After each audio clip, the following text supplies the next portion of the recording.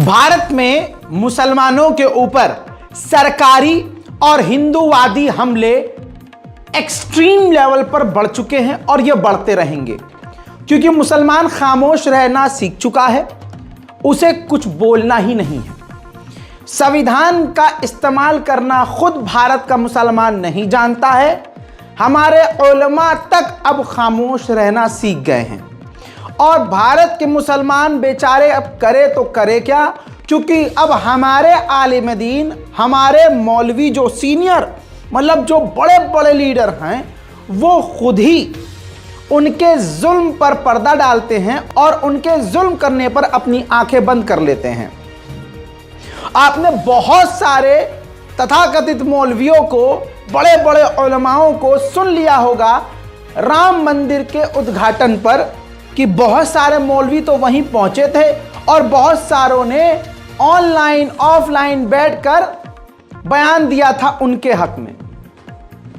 मुसलमान फिर क्या करेगा, क्या ही बोलेगा, लेकिन अपने अपने ईमान के साथ अपने अपनी कब्र में जाना है, लिहाजा चीज़ों को खुद भी संभालना है। अगर आपने हाल फिलहाल में नज़र घुमाई होगी तो आपको दिखा होगा कि किस तरह से भारत के मुसलमानों को इजरायली अंदाज में दबाया, मिटाया, दफनाया और जेल में घुसाया जा रहा है। ये बात इतनी बढ़ चुकी है, देखिए मैं इस रिपोर्ट को नहीं करता, लेकिन अंतर्राष्ट्रीय लेवल बढ़ चुकी है। ये देखिए, अल जजीरा, अरब का सबसे बड़ा चैनल अल जजीरा अंग्रेजी कोट करता है, लिखता है कि हद से ज्यादा जहर, टू मच पॉइजन, यानी मुसलमानों के ऊपर राम मंदिर के उद्घाटन के बाद हमले बढ़ चुके हैं, बहुत ज्यादा हमले बढ़ चुके हैं।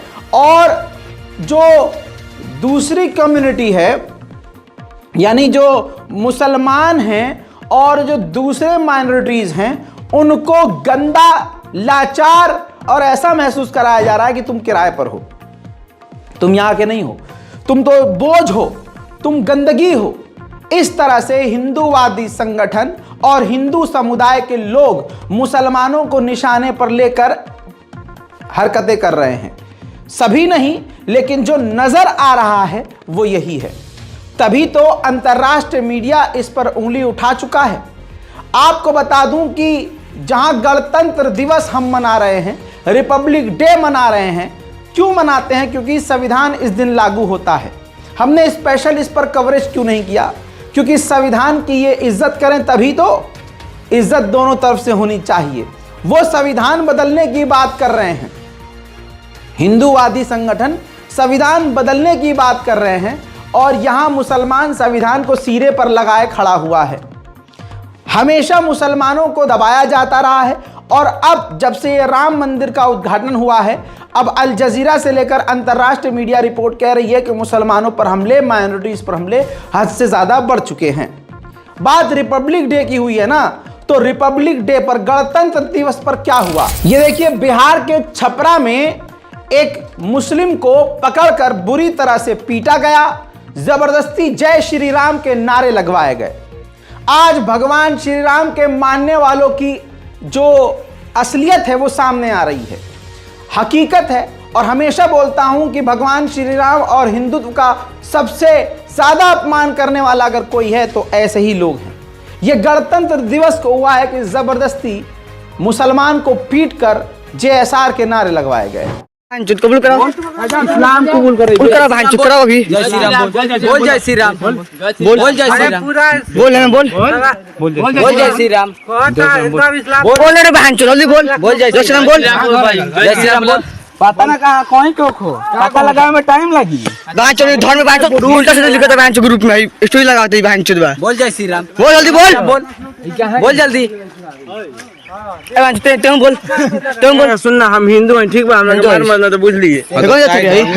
इसी तरह से रायपुर छत्तीसगढ़ का एक मामला, जहां इमाम को बुरी तरह से हिंदूवादी संगठनों ने पीट पीट कर मुंह से खून निकाल दिया और पूरे जिस्म पर मार पिटाई के निशान हैं, और पीट कर पुलिस के हवाले कर दिया। और जब पुलिस के पास लेकर गए तो आरोप यह है कि इमाम ने, जो मस्जिद के इमाम थे, इन्होंने हिंदू भगवान देवी देवताओं को गाली बकी थी। अब सवाल यह है जिसका जवाब आपको मालूम है कि इतने खराब माहौल में कोई भी बेवकूफ़ से बेवकूफ़ मुसलमान क्या ऐसी गलती करेगा कि वो किसी भी मजहब के देवी देवता को गाली बके? हो ही नहीं सकता।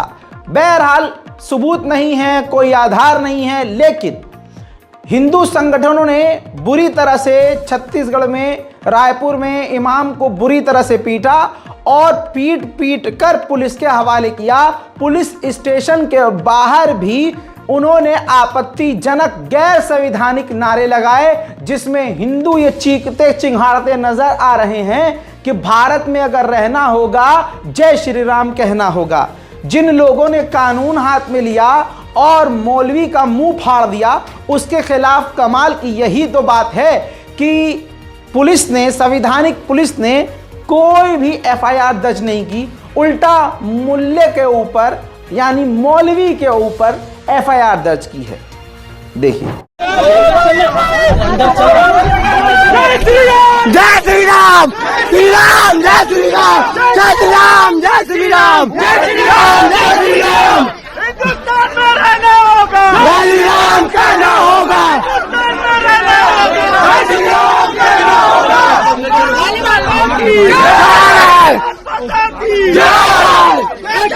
जय श्री राम। खाकी वर्दी अगर ये सरकार के इशारे पर और हिंदूवादियों के जेब में ना होना तो भारत में 90% सांप्रदायिकता खत्म हो जाए। ये तो यहां देख लिया आपने रायपुर का।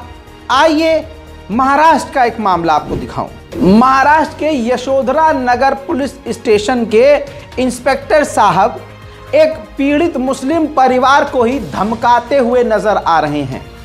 मामला यह है कि हिंदूवादियों ने, संगठनों ने, भगवाधारियों ने रैली निकाली। मैंने कहा था ना, राम मंदिर बहाना है। यह भगवाधारियों का मकसद दंगा कराना है।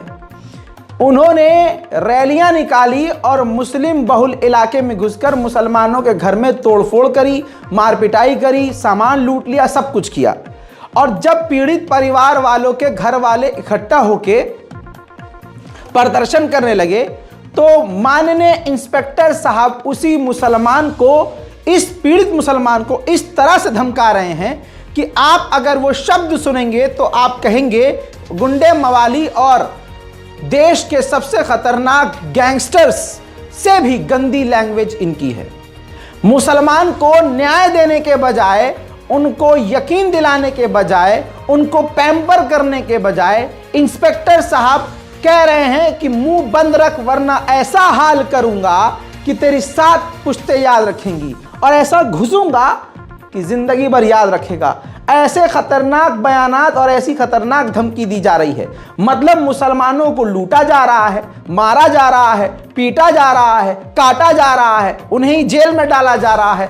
उन्हीं के घर वालों के मौत का इल्जाम उन्हीं पर लगाकर उनके दूसरे नौजवानों को जेल में डाला जा रहा है। और न्याय के लिए अगर कोई खड़ा होता है तो inspector, sub inspector, IAS, IPS, हवलदार सब आकर उनको धमकाते हैं। देख लीजिए। अब अगर एक घोषणा हुआ तो तुम देखना कायदा क्या होगा। जब प्रेम से जब मैं समझा रहा हूँ, समझ नहीं आ रहा क्या? सुनो एक मिनट, मैं बता रहा हूँ। अगर एक नारा यहाँ हुआ तो अगली कार्रवाई सबसे पहले तेरे पे होगी और ऐसी कार्रवाई होगी, ऐसी कार्रवाई होगी। 7 कुछ याद रखेगा, तो ध्यान रखना। एक बार जब मैं प्रेम से बोला कि शांति से निकल, क्यों उछा रहा है लोगों को? एक तू क्यों उछा रहा है? कल सुन ले, एकदम क्लियर बता रहा हूँ। क्या धंधा करता है, क्या काम करता है, कहाँ पे है? ध्यान रखियो, तू उसका भाई है क्या? और लीडर सुनिए इधर एक मिनट, आपका नाम तो मुझे मालूम नहीं, इसको देखो बता रहा हूँ। हमारे पेशेंट्स के साथ व्यवहार मत नहीं समझा गया। अगर मैं एक बार अगर घुस जाऊंगा ना ऐसा बोरिया बिस्तर लेके घुसूंगा कि तू ऐसे ऐसे कांपेगा। समझा क्या? हरी बात समझ में क्या? बात समझ में आई कि नहीं? अरे हो कि बोल रहा मुझसे, ठीक से बोल आई कि नहीं? अब यहां पर गलती किसकी है? पूरे भारत के मुसलमानों की। खुदा की कसम, भारत के किसी भी कोने में अगर किसी मुसलमान पर, किसी दलित पर, किसी ईसाई पर जुल्म हो, सब एक साथ, चारों तरफ से एक साथ अगर आवाज उठे ना, तो भाई इनकी आवाज अपने आप दब जाए। संविधान से ऊपर कोई चीज नहीं है हमारे इस प्यारे भारत में, ये याद रखिएगा। अब ये भी याद रखिए, टाइमलाइन याद रखिए कि 26 जनवरी से पहले पहले क्या हुआ, राम मंदिर के उद्घाटन से पहले पहले क्या हुआ, और उसके बाद अचानक से क्या हुआ। बस ये 7-8 दिन को ध्यान में रखिए। उससे पहले 23 जनवरी को टी राजा का एक ऐसा बयान आता है जिसमें वो साफ कह रहा है कि मथुरा काशी बाकी है, यानी ज्ञान व्यापी को हड़पने के लिए हिंदुत्व के आतंकी संगठन पूरी तरह से प्लानिंग कर चुके हैं। ये मैं पहले का वीडियो दिखा रहा हूं 23 जनवरी का, सुनिए। क्या ये आपत्तिजनक, क्या ये भड़काऊ बयान नहीं है? नहीं, पुलिस की नजर में ये भड़काऊ बयान नहीं है। देखिए, हमारे महाराज जी का एक संकल्प है कि भारत को एक अखंड हिंदू राष्ट्र बनाना। हम महाराज जी के साथ है ना, महाराज जी के साथ है ना। अरे जब 500 साल का जो संकल्प का राम भक्तों का, 500 साल के बाद में रामलला विराजमान हो गए, और आने वाले समय में गुरुजी कहते हैं कि रामलला तो एक झांकी थी, काशी मथुरा अभी बाकी है। देख लिया, 23 जनवरी को ये बोला, और राम मंदिर के उद्घाटन के बाद, जी हां, सुरेश चक्रवाणे का ये बयान सुनिए। अभी तो एक मंदिर हुआ है, एक मंदिर। कितना हुआ है? कितने बचे हैं? नहीं, 4 लाख में से एक हुआ है। ये 2 तो वो है जिनके बारे में हम कहते हैं कि अयोध्या तो झांकी है, काशी मथुरा बाकी है। ये तो 2 है। अब जानते हैं, अकेले मालवा में 12,000 मंदिर तोड़े गए थे। अकेले मालवा में 64,000 मंदिर अकेले लाहौर के आसपास के क्षेत्र में तोड़े गए थे, जो लव कुश के नाम से बना हुआ है। पूरे देश में 4 लाख मंदिर आज भी अपने मुक्ति की लड़ाई लड़ रहे हैं। ये 22 तारीख उस मशाल को आग लगाएगी जो 3,99,999 मंदिरों के मुक्ति की बात आगे बढ़ाएगी। राम जी, दोनों वीडियो दंगों के पहले का है। दंगे मुंबई और जगह जगह बाद में हुए। तो ऐसे हिंदूवादी तथाकथित लीडरों का कोई भी FIR नहीं होता, न इन पर कार्रवाई होती है। इन्हीं के भड़काऊ बयान की वजह से पूरे भारत में नफरत फैलती है, आतंक फैलता है, और तलवारबाजी होती है, दंगा होता है, फसाद होता है। यही पथराव करवाते हैं और करते हैं। बाद में मुसलमानों के मकान को तोड़ा जाता है, मुसलमान को ही गिरफ्तार किया जाता है। सीधा फंडा है उनके पास, सीधा फंडा। लेकिन मुसलमान समझते नहीं। कितनी बार मैंने कहा, 3 साल से कह रहा हूं कि मुसलमान अगर गरीब भी है, किराए पर भी रह रहा है, 5 घर आपस में मिल जाएं, फ्लैट में रहने वाला सिस्टम है, तो भैया पूरे फ्लैट वाले मिलकर घर के बाहर CCTV कैमरा लगवाएं अच्छी क्वालिटी का। जान जरूरी है। 3-4 हज़ार रुपये में कैमरा आपका लगेगा, उससे आपकी जिंदगी बचेगी। DVR अंदर रखिए, लाइव स्ट्रीमिंग रखिए। यहां भारत में अगर मुसलमान को जीना है तो अपनी सेफ्टी खुद सोचनी पड़ेगी, क्योंकि यहां तो पुलिस वाले खुद धमका देते हैं, वो आपने देख लिया। अब सुरेश चक्रवाणे और टी राजा और ऐसे ना जाने कितने नेताओं ने भव्य राम मंदिर के उद्घाटन से पहले और उद्घाटन के बाद ऐसे खतरनाक बयानात दिए, जिससे पूरे भारत में क्या हुआ आपने देखा। अब यह याद रखिएगा, जैसे ही राम मंदिर बना, उद्घाटन हुआ, ASI ने अपनी रिपोर्ट पेश की कि ज्ञान व्यापी के उसमें रिपोर्ट में सबूत पाया है कि ये यहां पर मंदिर, एक भव्य मंदिर पहले से था। और ये बात सभी जानते हैं कि ये रिपोर्ट ASI ने नहीं, हिंदूवादियों ने ही उल्टा जो लिखित में दे दिया ASI को, ASI ने आंख बंद करके पढ़ के बता दिया क्योंकि एएसआई हिंदूवादी ही संगठन के तौर पर, अबे जब सरकार हिंदूवादी है तो ये तमाम जो संगठन है ये क्या ईमानदारी से काम करेंगे? चलिए उनके चेहरे को देखिए, उनके बयान को समझिए और ये समझ जाइए कि भारत, मैंने कहा था ना ये भी मस्जिद जाएगी हमारे हाथ से।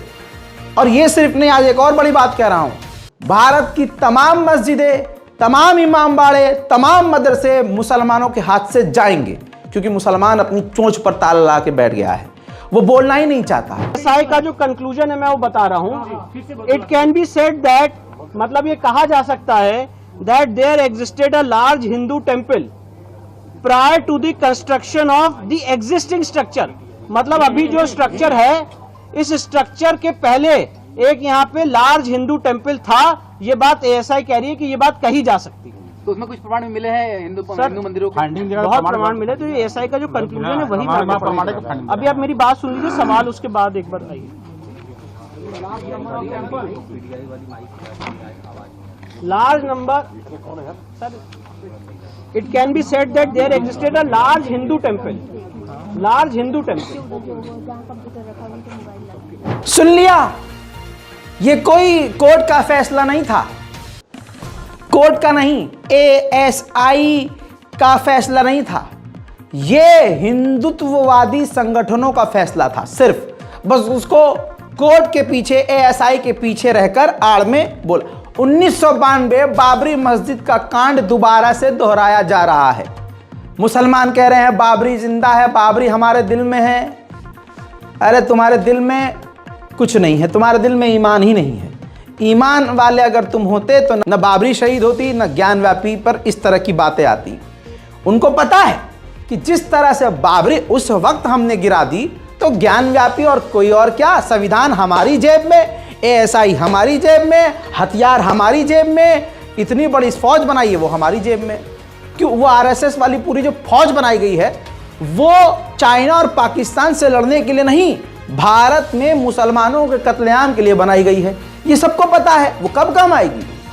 मेरे दोस्तों, इसके अलावा आपको बता दूं कि जैसे ही ये एएसआई की रिपोर्ट आई, ज्ञानव्यापी मस्जिद के आसपास मुसलमानों को परेशान करने के लिए मीडिया पहुंच गया। जुमे का दिन था, लोग नमाज पढ़ने के लिए जा रहे थे। मुसलमानों के जुमलों से लग रहा था कि दिल टूट चुका है, दिल उनका उखड़ रहा है, आवाज़ भर्रा रही है, दिल फट रहा है, जिस्म में हैबत है, क्योंकि एक तरफा सरकारी तौर से, आधिकारिक तौर से अन्याय मुसलमानों के साथ हो रहा है।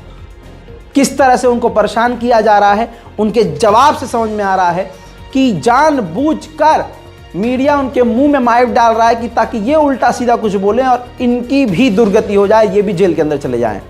भारत का गोदी मीडिया, भारत की संवैधानिक ताकतें, पुलिस प्रशासन और जितने हिंदूवादी संगठन सब एक तरफ हो गए हैं।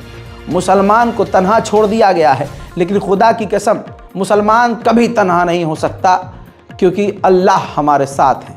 हस्बी अल्लाह निअमल वकील। बोलने को बचा ही क्या है कि नहीं? बोलने को बचा क्या है? कुछ नहीं बोलना में। चलिए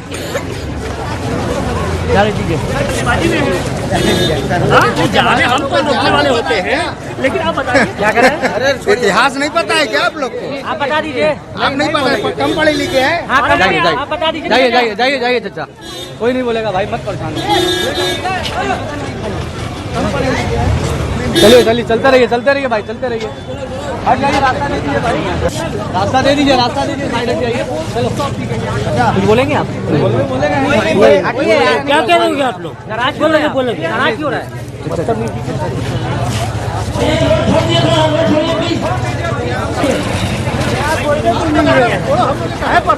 हकीकत यह है कि ओवैसी ने जो कहा वो बिल्कुल सही कहा कि एएसआई हिंदूवादी संगठन की गुलाम बन गई है ना? वही बात बोली ना जो मैं बोल रहा हूं आपको, यही हकीकत है।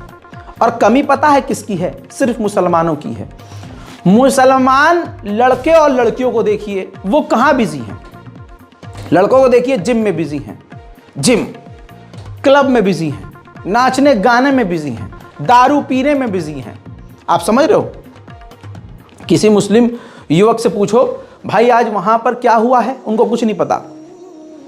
रात को नल्ली नारी खानी है, दोस्तों के साथ आवारागर्दी करनी है, सुबह नौकरी पे, अगर नौकरी वाला अगर है मुसलमान लड़का तो नौकरी पे जाना है, ऐसे जाएंगे।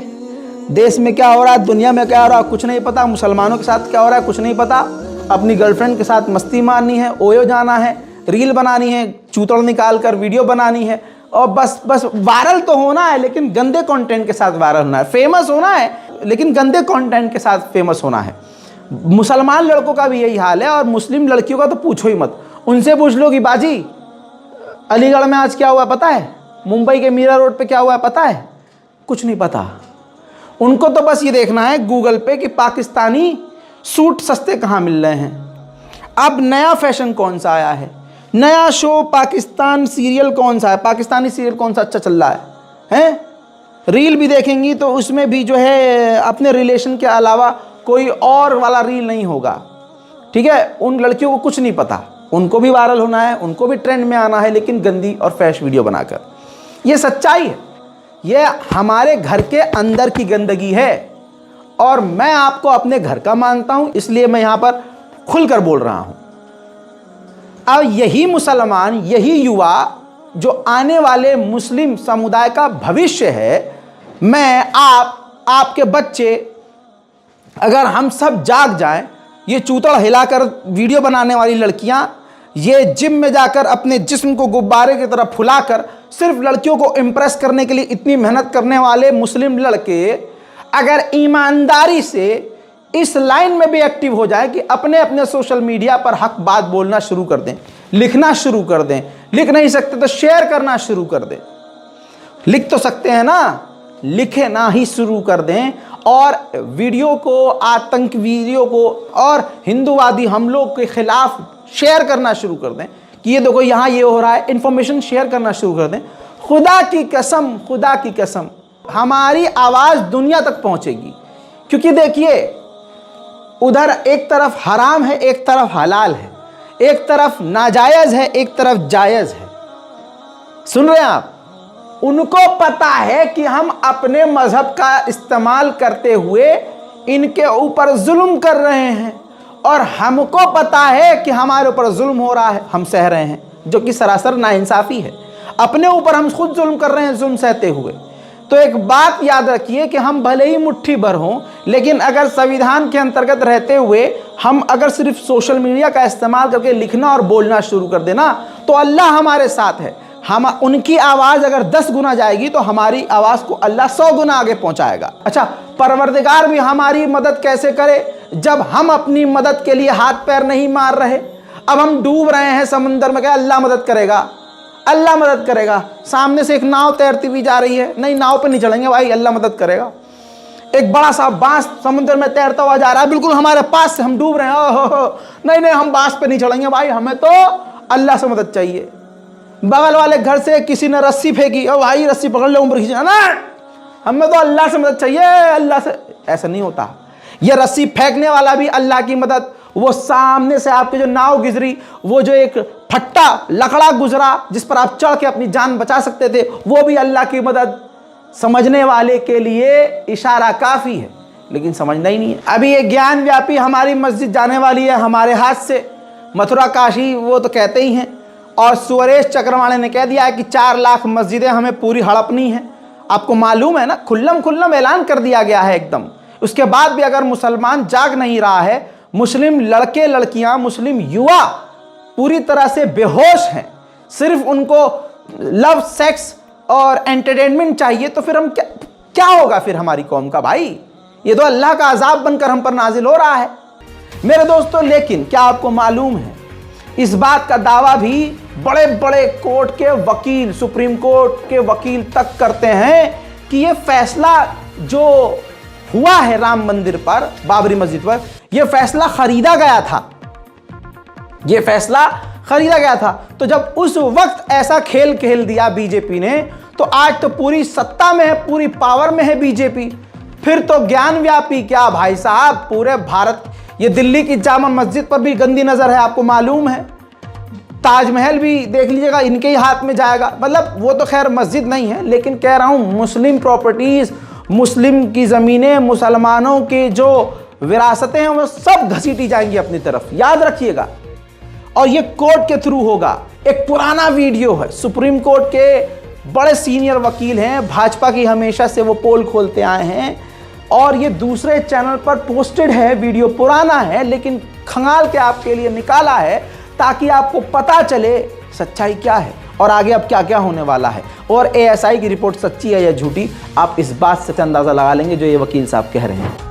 मैंने 9 करोड़ रुपए देकर, घूस देकर, चीफ जस्टिस को घूस देकर ये जजमेंट खरीदा है। और बड़ी अच्छी तरह से, बड़े आराम से बता रहे थे कि अरे जुडिशरी में तो बड़ा भ्रष्टाचार हो गया है। मेरे पास ये आदमी आया था, उसने बोला 9 करोड़ में इसने जजमेंट खरीदा है और कल ये जजमेंट आ जाएगा, आप देखिएगा। और यकीनन अगले दिन वो जजमेंट आ गया। गोगोई साहब का ही एग्जाम्पल ले लीजिए, अयोध्या का जजमेंट दिया, रफाल का जजमेंट दिया और तुरंत रिटायर होने के बाद, मतलब 2-3 महीने के अंदर ही उनको राज्यसभा का मेंबर बना दिया। अरुण मिश्रा को देख लीजिए, इतने सारे जजमेंट। अडानी के फेवर में तो उन्होंने कम से कम 40,000 करोड़ रुपया अडानी को प्राप्त करवाया, कम से कम 6 जजमेंट्स दिए अडानी के फेवर में, और उनको रिटायरमेंट के बाद एनएचआरसी का चेयरमैन बना दिया। तीसरा कारण बहुत खतरनाक कारण है, बहुत खतरनाक। इन्होंने सारी एजेंसीज को लगाकर सब जजेस के ऊपर डोसियर बना रखे हैं। पूरे जजेस के आईबी, सीबीआई, इनकम टैक्स, सब लोगों से छानबीन कराते हैं। और अगर किसी जज या उसके किसी नजदीकी रिश्तेदार के बारे में कुछ ऐसी इंफॉर्मेशन मिल जाए जिससे उसकी कोई कमजोर नब्ज को पकड़ा जा सके, तो उसके आधार पर ब्लैकमेल करते हैं। कह देते हैं कि बस अब कुछ नहीं बचा, खुदा की कसम, इससे ज्यादा मैं एक्सप्लेन कुछ नहीं कर सकता,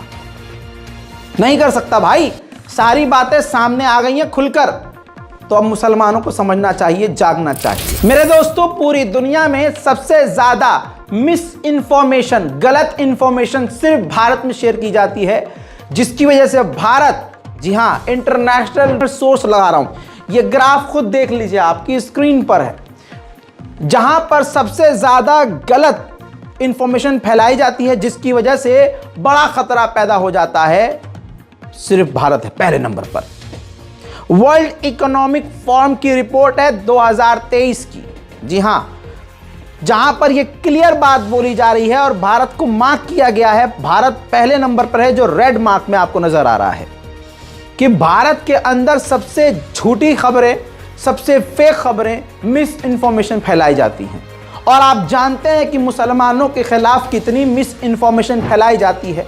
व्हाट्सएप पर भाजपा और भाजपा के समर्थक व्हाट्सएप यूनिवर्सिटी में घुसे रहते हैं, सारा दिन सुबह शाम, उठने के बाद, सोने से पहले, यहाँ तक कि नींद में भी, होश में भी, बेहोशी में भी, हगते, मूतते, जागते, खाते, पीते, रोते, हंसते, मरते, जीते, सिर्फ फॉरवर्ड करते हैं। खुद कहानी पढ़ते भी नहीं है, और जो पढ़ते हैं वो मुंह से गंद ही बोलते हैं। उनको नहीं पता इतिहास क्या है, खुद कभी कुछ पढ़े नहीं है। तो मिस इंफॉर्मेशन से भारत खुद एक बड़े खतरे में है। अब मेरे दोस्तों, मिस इंफॉर्मेशन के इस बाढ़ में जो फेक न्यूज को फोड़ता है और आड़ भक्तों का चेहरा पकड़कर सामने रख देता है कि देखो ये झूठा इंसान है, ये झूठी खबर है, ये मोदी सरकार खुद झूठ बोल रही है, मोदी जी के नेता खुद झूठ बोल रहे हैं, अजी मोदी जी तो खैर छोड़ो, ये देखो ये खुद झूठ बोल रहे हैं। ऑल्ट न्यूज़ के मोहम्मद जुबैर, इसीलिए वो सबको चुभते हैं। उनको दबाने की, गिराने की, मारने की कितनी कोशिशें की गई, लेकिन जिसे अल्लाह रखे उसे कौन चक्के। ऑल्ट न्यूज़ के फाउंडर मोहम्मद जुबैर को जहां दबाने और मिटाने की कोशिश की जा रही थी, यही तो सच्चाई की ताकत होती है। सच थोड़ा सा आपको मुश्किल में डालता है, लेकिन सच को जितना दबाओगे वो स्प्रिंग की तरफ बाद में हवा में जाता है। मैं आपको बता दूं, तमिलनाडु की सरकार ने मोहम्मद जुबैर को कम्युनल हार्मोनी अवार्ड दिया है कि सांप्रदायिक दंगे उन्होंने कई बार रोके हैं। फेक न्यूज़ का पजामा खोलकर उन्होंने बड़े बड़े दंगों को फेल किया है। देखिए, திரு முகமது ஜுபேர் அவர்களை அன்புடன் அழைக்கின்றோம். The Kottayamir Communal Harmony Award is awarded to Thiru Muhammad Zubair. திரு முகமது ஜுபேர் அவர்களை அன்புடன் அழைக்கின்றோம்.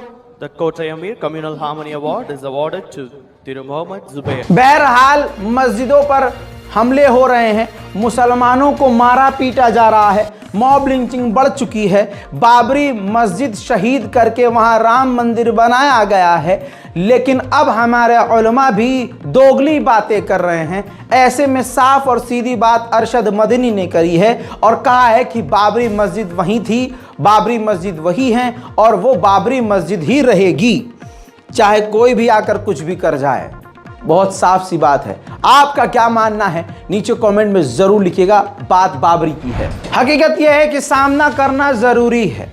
जब घरों में अब नौबत आ गई है, घुस के हमें मारा जा रहा है, हमारी बहनों माओं की इज्जत पर हाथ डाला जा रहा है, अब बात हमारे घर की ध्योड़ी तक आ चुकी है, हमारे ऊपर हमले की आ चुकी है, हमें मारकर, हमारों को मारकर हमें ही जेल में डालने की बात आ गई है, तो सामने तो आना ही पड़ेगा। क्योंकि देखिए, पुलिस प्रशासन तो भीड़ तंत्र देखकर चल रही है, सरकार भी भीड़ तंत्र पर ही चल रही है। और यहाँ अगर उस भीड़ को कंट्रोल नहीं किया, हमने खुद सामना नहीं किया, तो फिर ये चीज़ें बढ़ती ही रहेंगी। दिल्ली के कालिंदी कुंज से एक वीडियो सामने आया, बिना परमिशन, ज़बरदस्ती, जबकि पुलिस प्रशासन दिल्ली का बहुत एक्टिव रहा है। दिल्ली पुलिस ने इस बार बेहतरीन कदम उठाया है। दिल्ली पुलिस ने इस बार, उम्मीद ये थी कि कुछ दिल्ली में हो सकता है, भारत की राजधानी में बड़ी चीज़ें होती रहती हैं, लेकिन दिल्ली पुलिस ने भाई साहब इतिहास हिला दिया। दिल्ली पुलिस का पिछला रिकॉर्ड जो था वो नहीं चाहती थी पुलिस की कंटिन्यू हो, दिल्ली पुलिस पर कोई इल्ज़ाम लगे, लेकिन दिल्ली पुलिस ने सतर्कता बरती। चप्पे चप्पे पर राम मंदिर के उद्घाटन से लेकर 26 जनवरी तक हर सेंसिटिव इलाके में एएसआई, डीएसपी, आईएएस, आईपीएस अफसर खुद पैदल राउंड पर थे, पैदल। ये मैं आपको खुद की रिपोर्ट बता रहा हूं, जो मेरे जानने और चाहने और मानने वाले हैं, उन्होंने खुद बताया है मुझे। दिल्ली के सेंसिटिव इलाकों में खुद जो बड़े बड़े आला अधिकारी है ना, पैदल घूम रहे थे, गश्त कर रहे थे कि कहीं कोई सीन क्रिएट ना हो, और नहीं हुआ। लेकिन जिस मुद्दे पर हूं उस मुद्दे पर वापस आऊंगा। दिल्ली के कालिंदी कुंज में जबरदस्ती भगवाधारियों का मकसद क्या है आपको मालूम है। रैली लेकर, बाइक रैली लेकर एक ऐसे इलाके में निकले जिसे मुस्लिम बहुल इलाका आप कहेंगे। वहां के 5 से 10 लोग, सिर्फ 5 से 10 युवा सामने आ गए कि इस गली से नहीं जा सकते, इधर की आपकी परमिशन नहीं है, आप उधर से निकलिए। सिर्फ उनको कन्फ्रंट किया, वो आपत्तिजनक नारे लगा रहे थे। अजीब लगा ना आपको? वो ऐसे ही चीखते चिंघाड़ते हुए आते हैं। बस सामने आप आके ऐसे खड़े हो जाइए, डट जाइए, भागने पर मजबूर हो जाएंगे। देखिए किस तरह से ये फरार हुए हैं। न दंगा न कोई फसाद, सिर्फ सामने आकर उनका सामना किया है। देखिए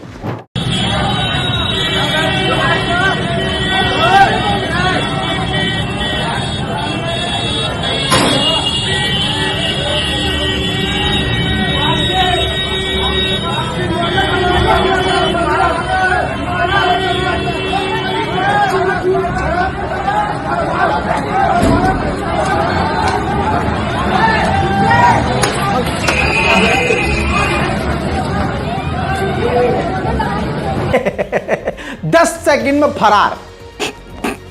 मेरे दोस्तों, 26 जनवरी थी, इल्जाम मुसलमानों पर है कि अरे ये देश के गद्दार हैं, इनको तिरंगे से प्यार नहीं है। सच्चाई आपको दिखाऊं, ये देखिए 26 जनवरी को मेजॉरिटी वाले जो इलाके हैं उसमें ये झंडे थे, और मुसलमान इलाका ये देखिए 26 जनवरी का। अब बताइए देशभक्त कौन है? जवाब सारी दुनिया को पता है। मजेदार बात यह है, खुद अंधभक्तों को पता है कि हम तो अंग्रेज की हैं नाजायज औलाद, असली में भारत माँ की औलाद यही मुसलमान हैं। इसीलिए तो चिढ़ है उनको कि असली को मिटाओ ताकि हम फर्जी बाकी रहें। मस्जिद के आगे जाकर कुत्ते की तरह नाचने वालों की औकात दिखाता हूं। मस्जिद की मीनार पर चढ़कर भगवा लगाने वाले के मुंह पर थूकता हूं। इस वीडियो को देखो, ये तमाम हिंदूवादी संगठनों के मुंह पर पेशाब की तरह काम करेगी वीडियो। तो दोस्तों थूकिए और इनके मुंह पर मूतिए, खूब शेयर कीजिए। हम वो मुसलमान हैं जो मस्जिद के मीनार पर तिरंगा लहराते हैं, क्योंकि हम भारत और भारत के संविधान को सबसे ऊपर रखते हैं। कमाल तो यही है, बनेगा बहुत बड़ा भव्य मंदिर, लेकिन नाचेंगे मस्जिद के आगे ही। तो भैया आओ, दावत है आपको, हम दावत दे रहे हैं इस्लाम की। आओ, मस्जिद के अंदर आओ, पाक होके आओ, कलमा तैयबा पढ़ो, इस्लाम कबूल करो, रोज़ मस्जिद आओ, 5 टाइम मस्जिद आओ, मोस्ट वेलकम। फिलहाल की इस रिपोर्ट में इतना ही। इस रिपोर्ट को शेयर कीजिए, दुआओं में याद रखिए, संविधान को याद रखिए, सोच समझकर अमल कीजिए और एक दूसरे का साथ दीजिए। जय हिंद।